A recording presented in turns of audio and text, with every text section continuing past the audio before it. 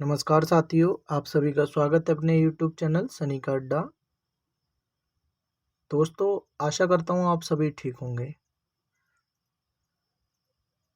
साथियों, इस वीडियो के अंतर्गत हम बात करने वाले हैं हिंदी सिलेबस में आने वाला विषय हिंदी कहानी। हिंदी कहानी के अंतर्गत हम बात करने वाले हैं चंद्रदेव से मेरी बातें। तो चलिए वीडियो शुरू कर लेते हैं बिना देरी किए हुए। जैसा कि मैंने अभी आपको बताया, इस वीडियो में हम बात करेंगे चंद्रदेव से मेरी बातें। राजेंद्र बाला घोष, जिन्हें हम बंग महिला द्वारा लिखित चंद्रदेव से मेरी बातें कहानी का सर्वप्रथम सरस्वती पत्रिका में 1904 ईस्वी में प्रकाशित हुई थी।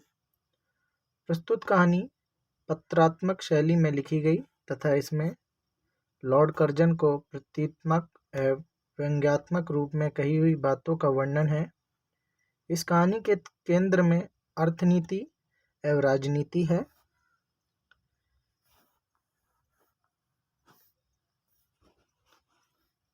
लेखिका का परिचय देख लेते हैं। हिंदी की प्रथम कहानीकार श्रीमती राजेंद्र बाला घोष का जन्म 1882 में बनारस में हुआ था। बंग महिला हिंदी नवजागरण की पहली छापामार लेखिका थीं।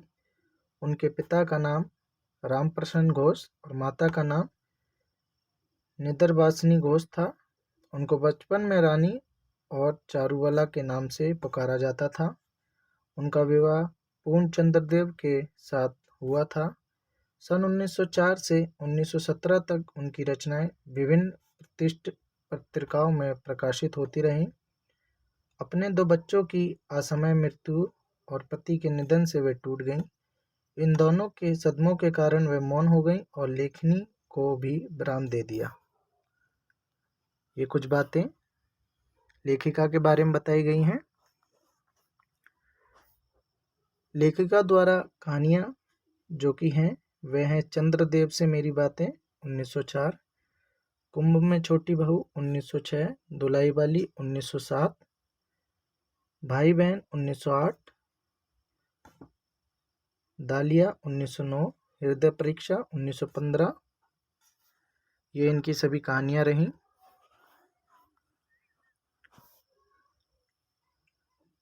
आगे हम बात करने वाले हैं चंद्रदेव से मेरी बातें कहानी का कुछ मुख्य बिंदु दिए गए हैं। आइए देख लेते हैं। ये जो नीचे हमने मुख्य बिंदुएं आपके लिए रखे हैं, इन्हीं सब बिंदुओं से प्रश्न बन सकते हैं, तो इन्हें ध्यान पूर्वक पढ़िएगा और सुनिएगा। चंद्रदेव से मेरी बातें कहानी पहले निबंध के रूप में 1904 के सरस्वती पत्रिका में प्रकाशित हुई थी। बाद में इसे कई पत्र पत्रिकाओं में कहानी के रूप में प्रकाशित किया गया। लक्ष्मी सागर वैष्णवी जी ने अपने निबंध नवनीत में लिखा है, चंद्रदेव से मेरी बातें कहानी नहीं, एक निबंध है। तो परीक्षा में पूछा जा सकता है कि चंद्रदेव से कहानी नहीं, एक निबंध है, ये किसने कहा था? वह है लक्ष्मी सागर वैष्णवी। उन्होंने अपने निबंध नवनीत में। अगली बिंदु कहती है, ये पत्रात्मक शैली में लिखी पहली कहानी है जिस पर शिव शंभू के चिट्टे निबंध का प्रभाव देखा जा सकता है। अगली बिंदु कहती है, बंग महिला ने इस कहानी में अर्थनीति और राजनीति को केंद्र में रखकर तत्कालीन वायसराय लॉर्ड कर्जन और उनकी व्यवस्था पर व्यंग्य किया है। आगे है, पदोन्नति के लिए सिफारिश और चाटुकारिता का वर्णन किया गया है। इसमें तत्कालीन समय में सामाजिक, राजनीतिक, आर्थिक समस्याओं का चित्रण है। अगली बिंदु कहती है, बंगाल विभाजन सरकार के स्तर पर 1903 में शुरू हो चुकी थी और 1904 में तत्कालीन अंग्रेजी सरकार के द्वारा ये विचार जनता के सामने प्रकाशित हुआ था। बंग महिला बंगला साहित्य का हिंदी अनुवाद किया जो कई पत्र पत्रिकाओं में प्रकाशित हुआ। इस रचना में हिंदी अंग्रेजी हिंदी के तत्सम शब्दों की बहुलता है। इस कहानी में देश की बदहाल आर्थिक दशा और देश में फैली बेरोजगारी एवं नारी के साथ अमानवीय व्यवहार का भी जिक्र है। सन 1911 में नागरिक प्रचारणी सभा वाराणसी से प्रकाशित उनकी पुस्तक कुसुम संग्रह में संकलित इस संग्रह का संपादन आचार्य रामचंद्र शुक्ल जी ने किया था। इस कहानी में लेखिका संवादात्मक शैली में चंद्रदेव से बातें करती है। कहानी में मुख्य पात्र कौन है? वह हैं भगवान चंद्रदेव और स्वयं लेखिका जो कि है बंग महिला। अंत में एक पॉइंट रखा गया है इस वीडियो के अंतर्गत, वह है कहानी का सारांश। तो आइए जल्दी जल्दी इसको पढ़ लेते हैं और आप चाहें तो इसका स्क्रीनशॉट लेकर भी पढ़ सकते हैं।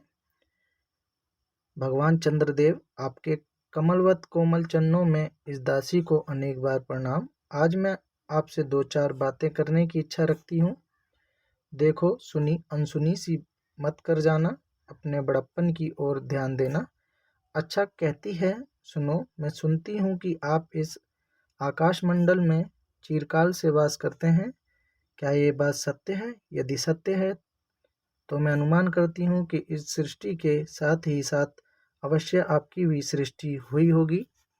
तब तो आप ढेर दिन के पुराने बूढ़े कहे जा सकते हैं। ये क्यों?